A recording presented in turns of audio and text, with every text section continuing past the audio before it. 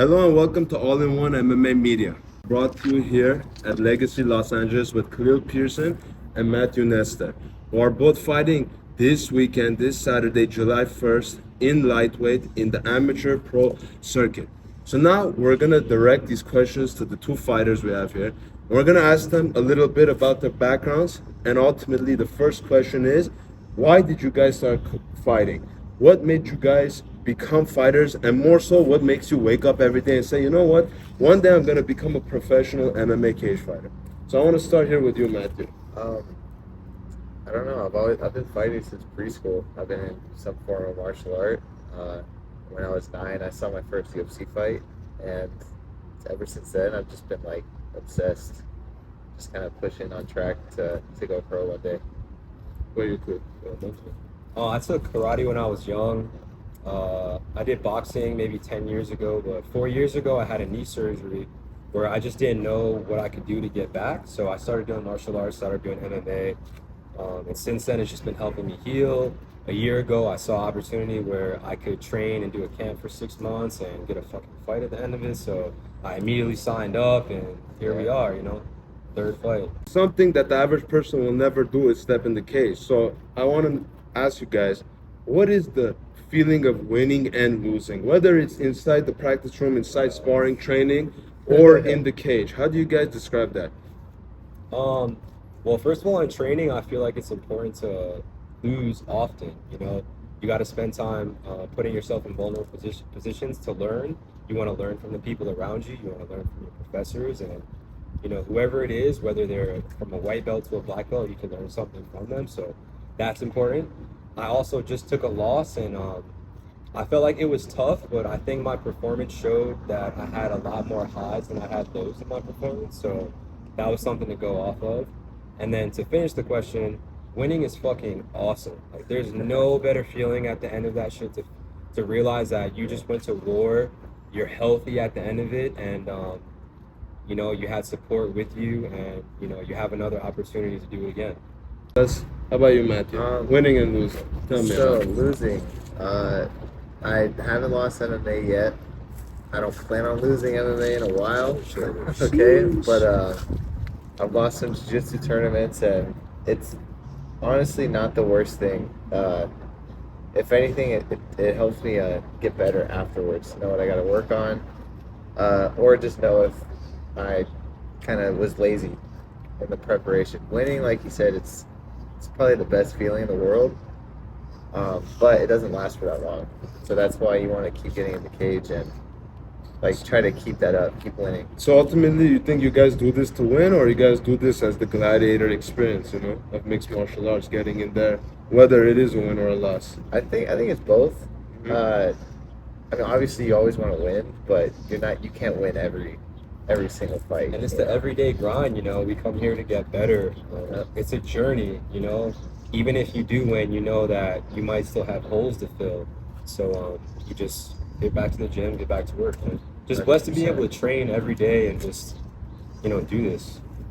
Now, what can you guys tell me about Legacy Los Angeles? What can you tell me about your fighting dream, how you guys ended up here, and the lineage behind it, and maybe if you can run us through your coaches, your team, who's helping you guys during these fights. Go ahead, man. All right, so I started here at 15. I'm 20 now, so I've been here for about 5 years, working here for about 3. I think day one I started with Professor Joey, who fought MMA way back in the day, like in Tijuana when it was illegal over here. Started with him, moved on to Professor Alberto's class, Alberto Crane, UFC vet, King of the Cage champ, I think 2 weight classes, or 1, I don't know, multiple time, world champion jiu-jitsu, and then my MMA coach, Mike Petroni. He fought all overseas, all over Japan. He fought 1 or 2 fights in Pride, like way back in the day. And then, I met Khaleel through the Alta program we did here. Like you said, he started like brand new. He had some experience though, so he started brand new.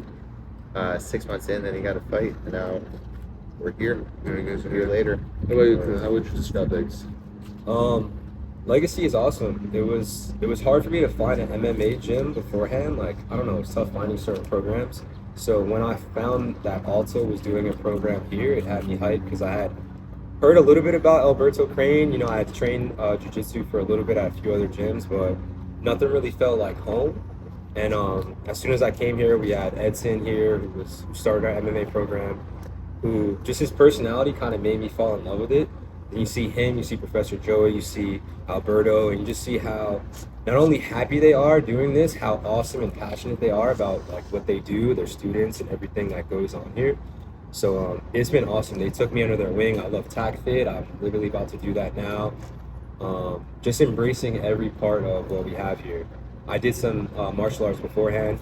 I did some kung fu training before, like my Sifu's fourth generation under Ip Man back in Hong Kong. That's a whole nother conversation. But you know, it just you like to pick up things from the right people. It's important to find a home, a place that feels like home. And this like definitely has felt like home. So that's why even after the Alta program, we picked up an MMA program here. We've been bringing in new guys, and we just kept it going. I for sure see the camaraderie between you guys. Yeah. So before we end, what can you guys tell me about your upcoming fight this Saturday? I mean, it's just gonna be violent. I don't know. It's a good Like way to that's describe it. kind of that's all there is to it. I'm fighting a guy from Kings Anaheim. He's 0-1, lost in a minute submission, but that was a year ago. So you're a submission guy, huh? That's your specialty.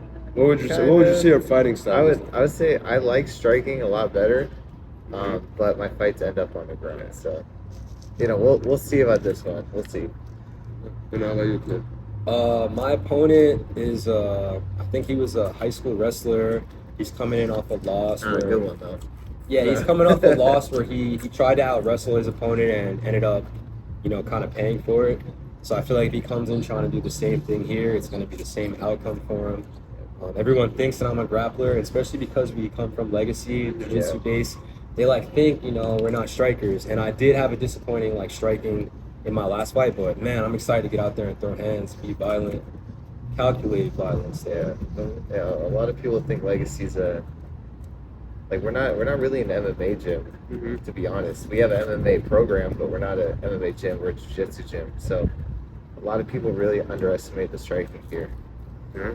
Well, yeah, you guys do have a pretty great lineage here. Alberto Crane, former UFC fighter. Hey, Andy. Sensei Andy Lazarus, right? At the Muay Thai program. Yeah. So, and people can watch your fight on UNF, right? So, yeah, so it's through starfund.stream. But if you go on Up Next Fighting's Instagram page, they have a link. First thing in the bio. put all the links in the description, and we'll also be at the fights covering it. So, hopefully, you guys stick around and you see both of these guys come out with vicious victories. Thank you, guys. Thank you.